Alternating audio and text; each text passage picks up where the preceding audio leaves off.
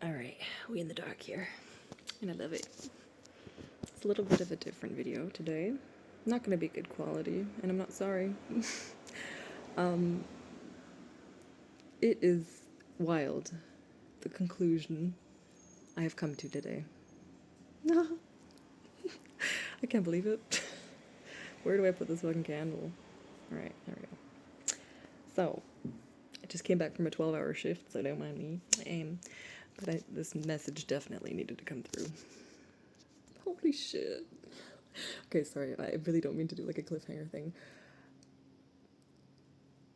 Hold yourself tight. There's no intro to this, nothing, I'm sorry, but your healing journey. Let me make sure you can hear me properly. Your healing journey has been a fucking coping mechanism, dear. Don't click out. Hear me out. Oh, this is hefty, man. Okay. When we work on ourselves and we try to look at the fault in ourselves and we self-reflect and we look how can we become a better version of ourselves. On paper, it sounds amazing. It sounds honorable. It sounds, I was going to say awful, but not awful, but like awful. But that's exactly the fucking point. You think it's awful, like awe, it's full of awe, but it's actually awful. Because, dude, bruh, I don't even know how many years I've been healing, man. This is like, this is just as much as like a funkel for me as it is for you. And when we work on ourselves and improve ourselves, it's not as easy as like, oh, we tell ourselves that we're not good enough. No, like, this is an entirely different thing. This is literally like, we heal ourselves out of a deep, deep, deep subconscious sense of control. If we can work on ourselves enough, if we can regulate ourselves enough, if we can do all this nervous system regulation shit, this healing shit, if we can do all of that, then maybe we'll become inhuman and the people that hurt us couldn't hurt us anymore. But what we're really striving for is becoming a fucking robot. Imagine if someone in front of you were to tell them some really awful news, and they would just go inside and kind of regulate, this can be healthy, but it can be extremely dysregulated. Extremely. And this is just a little bit of a scream. I know this is kind of like a messy message, you know, but look into it, girl. And if something got your heart pounding a little too much, it's for you. This message for me personally, it took weeks until I could admit that it was fully true, and I realized really what was going on. My body protected me in some way, even though I wanted to figure it out right away. It didn't work, you know. And in working on ourselves, we pretty much keep control by thinking, well, if the problem is me, then maybe I can fix myself, and that will fix the rest of the world, because subconsciously you believe that solely you are the problem. My dear, you are not the problem. You were never the problem, in fact. And no, you didn't do everything perfect, because you're fucking human. And if you take your imperfections and compare that to like different kind of mental illnesses and to everything that's, you know, you can put the puzzle piece in a place where it doesn't even belong. And so you've been probably carrying a backpack, and for years you're like, bro, I've done so much inner work, there's no way I'm carrying this much on my shoulder. I've worked on everything on the inside, because you're right. You did. Years ago. It's not that you have this much to process, it's that you're processing the things that aren't even fucking yours. Could you imagine that? Bruh. I know this is hard to hear in the moment though, but think about how liberating. That backpack you've been carrying for years, if not your whole life, you can now put off. It's not gonna happen overnight, dear. Trust me, I know. But, bruh, you can put off the backpack. You don't have to carry the burdens of other people. And how do we do this? We don't even realize we're doing this. Someone projects here, someone says, calls you a weird name there, or someone leaves this snazzy comment or whatever. And you think it's the truth subconsciously. In the moment, you're like, oh, it doesn't affect me. I'm good. I got this, you know? That's repression, babes. That's repression.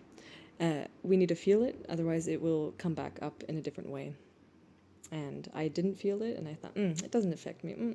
I don't care about what people think. But deep down, I did, because it's our human instinct too. And anyone who says they genuinely don't care about what anyone thinks of them, they have a disconnection with their own, like their own essence, like their own instinct. Like they've lost contact to the earth pretty much. They're just in their Matrix game, you know?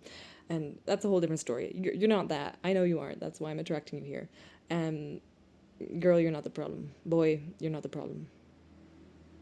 If I'm attracting you into this space, I will tell it to you again. You are not the problem. And if this is I only attract people who resonate with me. And so if you're still here, I fucking love you for being this way. Like, are you kidding me?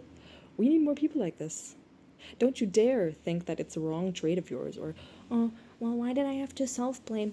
Imagine the fucking power you got out of all those years of literally trying to make yourself invincible. You're there pretty much, you know? You have done the inner work to such a degree that people could shoot their what they think are your biggest fucking wounds. And this time, it's not something that penetrates through. Sorry that I showed it. I'm gonna stop. Something that enters through your energy.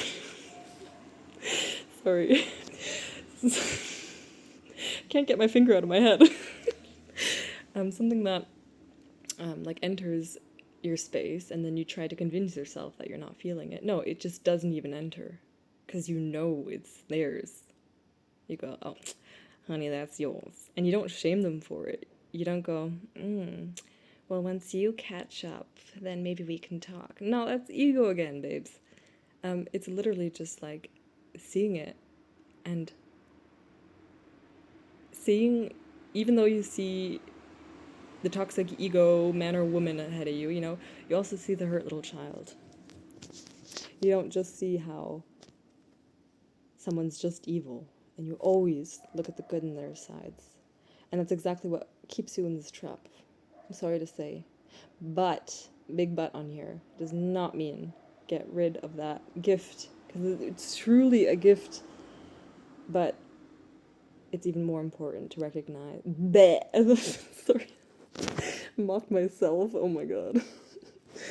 I caught myself sounding a little man, I'm getting a little too authentic here. Anyway, yeah, okay, maybe it's a sign for me to solve, but it's not you. I'll say it again. Look back, reflect, look at it from a bird's eye view, just like you always have, but this time without self-blame, and really look at the truth of the situation. This all started with me carrying, it probably started a long time ago, but in my grown-up years where I could decide myself after 18, this pattern, which is probably a repeat from childhood, really showed up in a relationship of mine. We've been split up for 3 years now. We were together for 3 years, and I'm just realizing this now, that it's not me that's broken at relationships. I had one single boyfriend, and I determined that I was broken back then on hand of a single guy in his 30s. And literally everything that was wrong with him, I took it onto me. And I'm realizing it now. That was 5 years ago. And bro, when I tell you I've been self-reflecting like a motherfucker, like bruh. And I don't want to say I've been going in the wrong direction the whole time, because I know this is a part of the path. I actually, for a second, I was like, oh my god, I can't believe I blamed myself for so long, you know? That was the first initial thing. And then the second one was like, bitch, I'm free. Like, I'm free. It was me thinking that there was something wrong with me that actually created the very thing that I thought was wrong with me. I manifested it. Oh my god. This is before I even knew manifestation existed, man. I didn't know it. But now I do. And now you do too. Sorry to bring you in this shit. But I know you got this. And you know you do too.